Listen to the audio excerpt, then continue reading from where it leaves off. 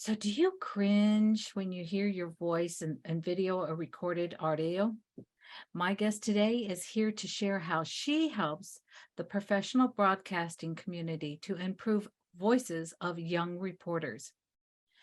But I think we could all use just a few little tips to improve our own speaking styles.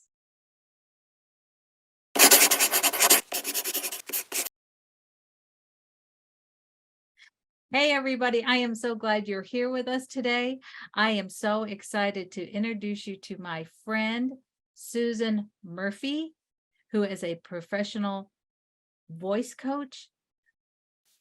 She is here from VOSAT Better Broadcasting Voices. Hey, Susan, how are you today? I'm great, Wheezy. How are you? So nice to be joining you today. And we all cringe when we hear the sound of our own voices. I still do. So there you go. And I think your voice is just beautiful. And in fact, when I was doing professional videos for companies, I hired your voice Yes, you for did. some Yep. of my projects. So Yep. Indeed. uh, we've been together for a while, and it's so Couple of great. years. Yeah. Yeah, so it's great to have you back and having a little fun on air together for a change. Yep. So, can you give us an idea of what you do as a voice coach? Sure.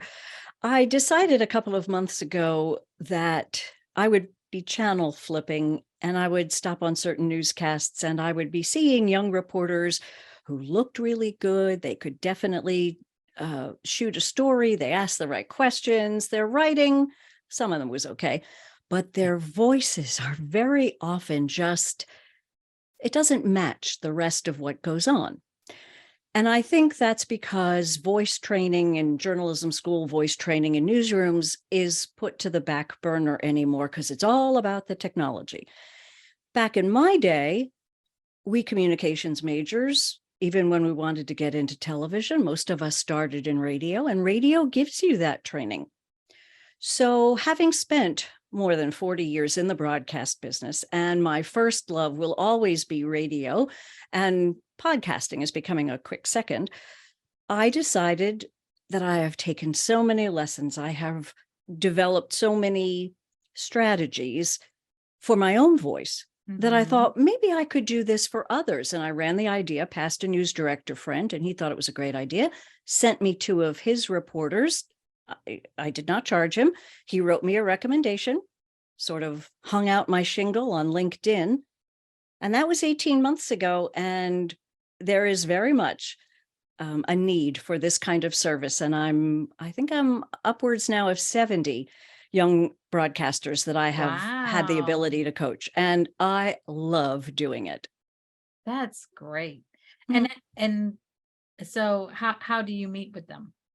Well, the nice thing is everybody does Zoom because of Mhm. the pandemic. And it is so perfect for TV people because what are we looking at? We're looking at TV screens. So Yeah. it's a very comfortable medium for them to work in.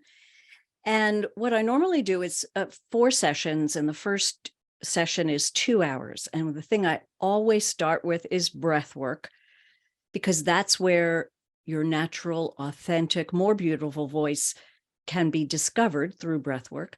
And then we do a writing component and do other things that the broadcaster, whether it could be a sports person or a meteorologist, different strategies for coping with what happens to them on the air or out in the field. So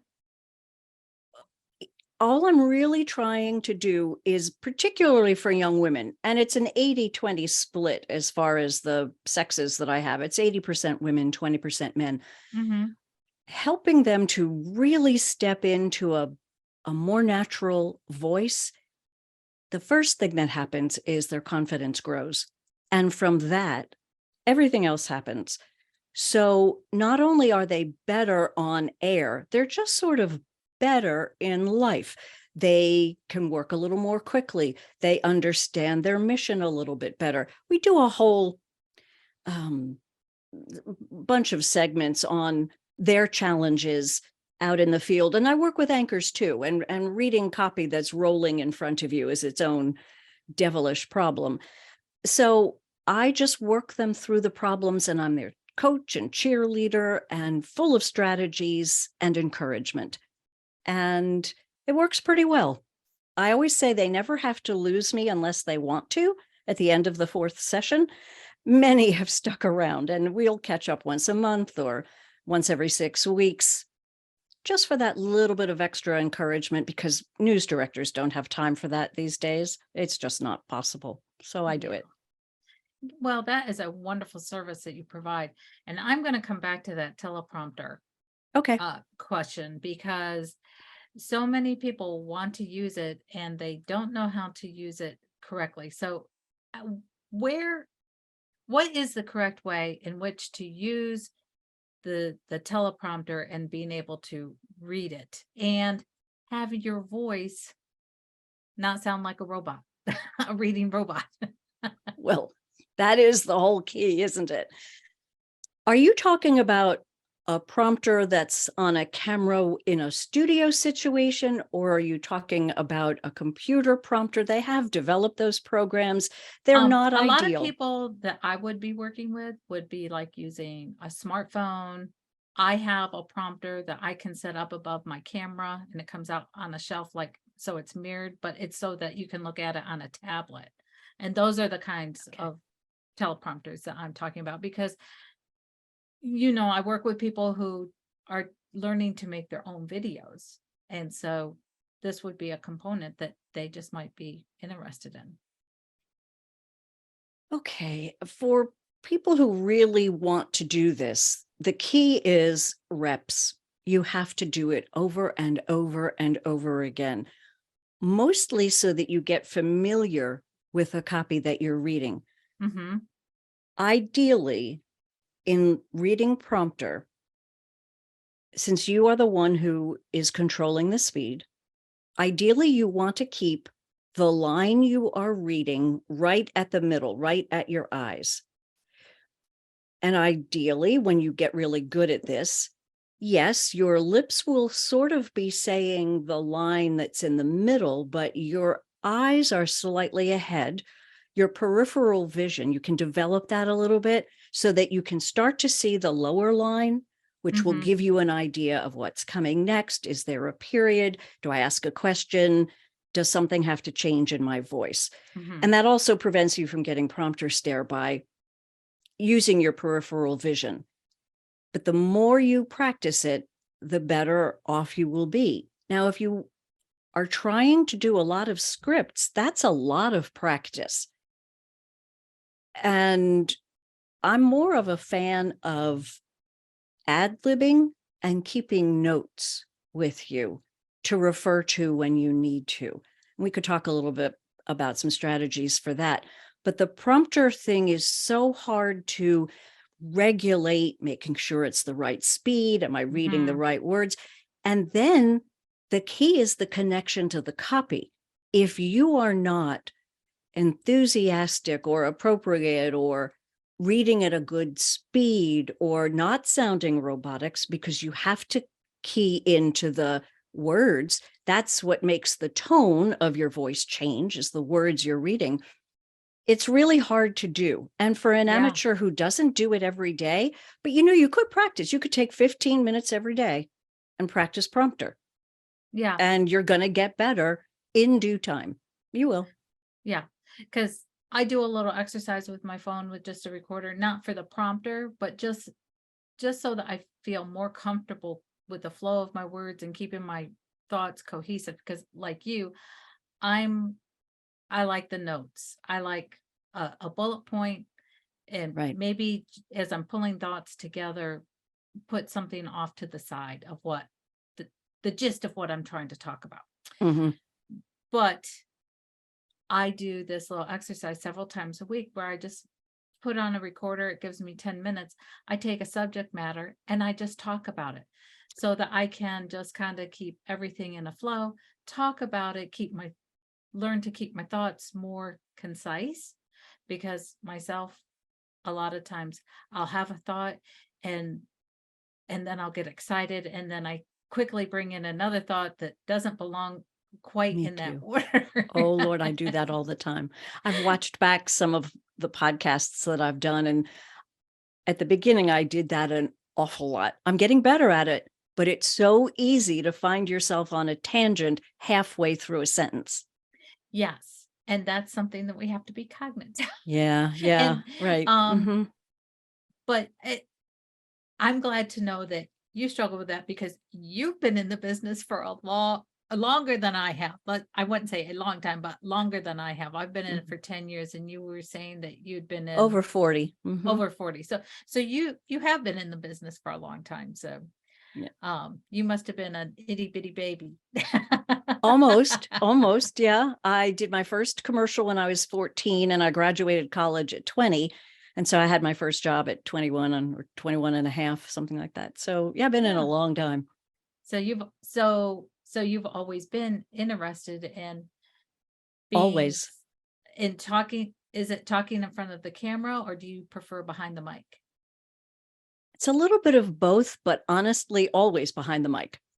Because I used to say, and I think it's still really true, in television, all they care about is how your hair looks. Mm-hmm. In radio podcasting, you don't have to deal with that necessarily. And it makes for a much more authentic experience. So I'll always love behind the mic. Yeah. Yeah. I'm like that about the camera. I'm very much more comfortable behind the camera telling people what to do in front of the Now, camera. see, I never liked that. I would always prefer to be the person in front of the camera because what's going on in a control room or what's going on in a studio, it's everybody else's job to keep that from me. I don't want to know that things aren't working or that the guest hasn't arrived or I don't need to know. Your job is to keep it from me. So you do that. I'm a fire putter outer. No, not me. Not so much. No. I don't know how I ended up but I love behind the scenes. So Okay. I like my producer role. So talking about voice, i- if you were going to be talking a lot, is there certain things, or like say you're getting ready to film uh, a video or a podcast, what are some what do you need to be cognitive of your voice? Things, maybe things that you need to avoid several hours before you record, or little exercises you might want to do right before you start talking? Couple of things. Good question. With regard to ingesting food or drink, you never have dairy. Like I wouldn't even do it on the day of a recording, much less 1 to 2 to 4 hours ahead of time. A lot of people think, oh, well, right before the recording, I'll just have a glass of water and I'll be hydrated. That's not how that works. Hmm. You should have something like 16 to 24 ounces of water 2 hours before you are set to go record something, because it takes time to hydrate your body. So those are two physical tips with So regard. wait a Yes. minute. I just want to delve into this little part a little bit more. What happens if what's the difference if you follow your protocol of the water and no dairy? Oh, the no dairy. Dairy produces phlegm and you'll cough and you'll clear your throat a lot. Mm-hmm. Drinking the water, everything in your body is more hydrated, including your vocal cords. Your vocal cords have a covering on them that are very jello-like in consistency, and they need to be kept moist. And in fact, when you're on the air or doing a podcast, you're talking and breathing in and out of your mouth. And just by breathing in through your mouth, you're drying out your vocal cords on the way down.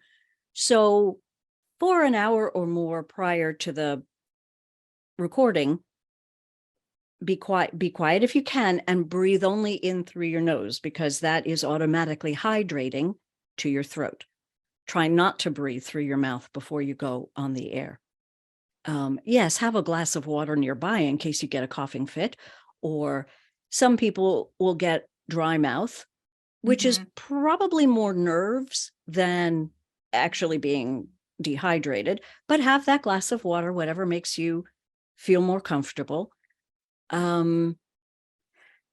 Little things you can do before you go on the air. When I was a news director for a radio station, I would have to be in the office at 3 a.m. It was Mm. about a 25-minute drive, and I would sing in the car all the way to the office. So a little bit of singing will loosen up your jaw. It'll make your voice do upper range and lower range.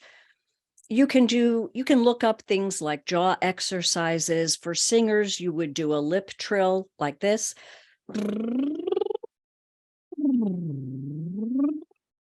That's a good exercise to do. It just loosens everything up. Okay. Yeah, you Okay. can look up those That one exercises. I did not know about, but a lot of times I will, before I record, I will put on some very peppy music and I'll belt it out. Yep, that nothing better, nothing better. And it also gets the adrenaline going a little bit. Mhm. You want a little bit of adrenaline, not a lot, but Yeah. it gets you going a bit. Get you a little pumped up. Yep. So let me ask you this. Do you we've been talking about broadcast and I've asked some questions about, what my listeners might could do with some of the tips that you gave today, but do you only work with broadcasters? No, I started out working only with broadcasters, and that I named my company VOSAT, Better Broadcast Voices, and VOSAT is broadcast shorthand for voiceover sound on tape. When a reporter writes the short version of their story and they put in a little voice cut and the anchor reads it, that's called a VOSAT. So Okay. I named it that because if you knew what a VOSAT was, you might need me. And if you didn't know what a VOSAT was, you might not. But I was wrong. I have had the opportunity to coach CEOs and ministers and nurses and fledgling financial advisors about this, because everything does apply. Mhm. Anything I would teach you in the realm of voice it's even helpful for conversations with a partner or your children or your boss or at the PTA meeting. It all fits.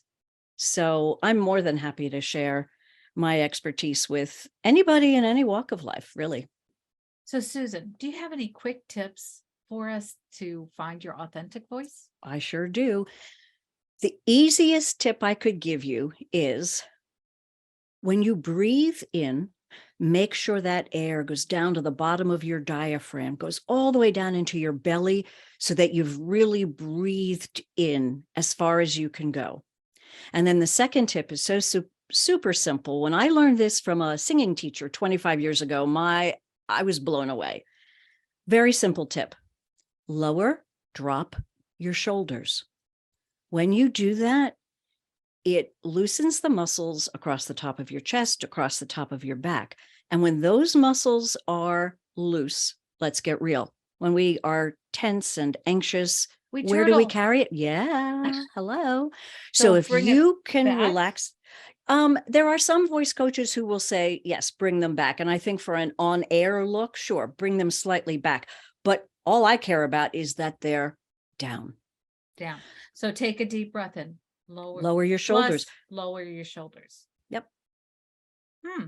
That's it. And then I need to remind myself of that because and every time if you're speaking in public, every time you stop and do use pauses, they're so useful. Mhm. Fill that belly full of air again, lower the shoulders and begin to speak. And that pitch will come right back down into a more natural, very pleasant range. Okay. Very good. Yeah. Mhm. I can feel the difference just Sure. doing it a few times myself. Yep. You can feel your body relax. Yep, exactly. Key. Very good. Well, that is a wonderful tip. So we know that you will work with other people, but how do they find you to learn how to work with you if they so choose? They can find me on LinkedIn, Susan Murphy, but there are a million of us, so do Susan Murphy Voice Coach. And my website is SusanMurphyVosot, VOSOT.com. And you can contact me through the website as well.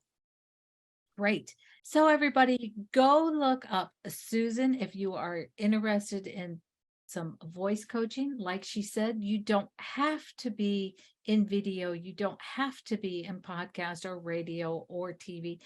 She can help you become a better voice for if you're a public speaker or you're a professional that just wants your voice to come off better. Yeah. I just thank you so much, Susan, for being with us today. Come back anytime. Great. I cannot wait to see you again. And I Indeed. cannot wait to see you guys again for another episode of Wheezy.